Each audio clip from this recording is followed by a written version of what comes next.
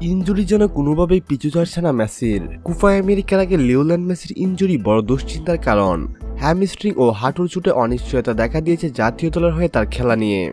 সম্প্রতি major league সকার MLS-এ ভ্যানকুভারের বিপক্ষের ম্যাচের আগে অনুশীলনে বেশ ক্লান্ত দেখা যায় মেসিকে। অনুশীলনে হাঁটু গেড়ে বসে পড়তে দেখা যায় তাকে, আর তাতে আশঙ্কা তৈরি হয় লিওকে নিয়ে। ভ্যানকুভারের বিপক্ষের ম্যাচে চাপ নিয়ে মেসিকে মাঠে না নামানোর পরিকল্পনা করছে কোচ টাটা মার্টিনো। আগামীকাল রবিবার 26শে মে নিজেদের পরবর্তী ম্যাচটা ভ্যানকুভারের বিপক্ষে। ইতিমধ্যে মেসিরা ম্যাচকে সামনে রেখে পৌঁছে গেছেন কানাডায়। তবে সেই ম্যাচটা মেসি মাঠে নামবেন কিনা তা নিয়ে তৈরি হয়েছে ধোঁয়াশা। যুক্তরাষ্ট্রে কোপা আমেরিকার প্রস্তুতি হিসেবে গুয়াতেমালা ও ইকুয়েডরের বিপক্ষে মাঠে নামবে বিশ্বকাপজয়ী দলটা। এবার লাতিন শ্রেষ্ঠত্বের আসরে নিজেদের আধিপত্য ধরে রাখতে মরিয়া দলটা, আর সেখানে অভিজ্ঞ মেসি ডি মারিয়াই বড় ভরসার নাম। তবে হঠাৎ লিও মেসির হ্যামস্ট্রিং ও হাঁটুর চোট বড় চিন্তার কারণ হয়ে দাঁড়িয়েছে মেসির জন্য।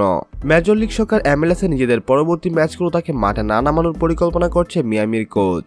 ইন্টার মিয়ামির কোচ নিজেদের শেষ 10 ম্যাচে অপরাজিত, তাই খানিকটা নির্ভর মিয়ামির কোচ টাটা মার্টিনো। ভ্যানকুভারের বিপক্ষে তাই চোটাক্রান্ত মেসিকে মাঠে না নামানোর পরিকল্পনা করছে দল। সম্মানিত ভিউয়ার্স, আপনি কি চান ভ্যানকুভারের বিপক্ষে লিওনেল মেসি খেলুক? আপনি আপনার ব্যক্তিগত মতামত আমাদের সঙ্গে শেয়ার করতে ভুলবেন না।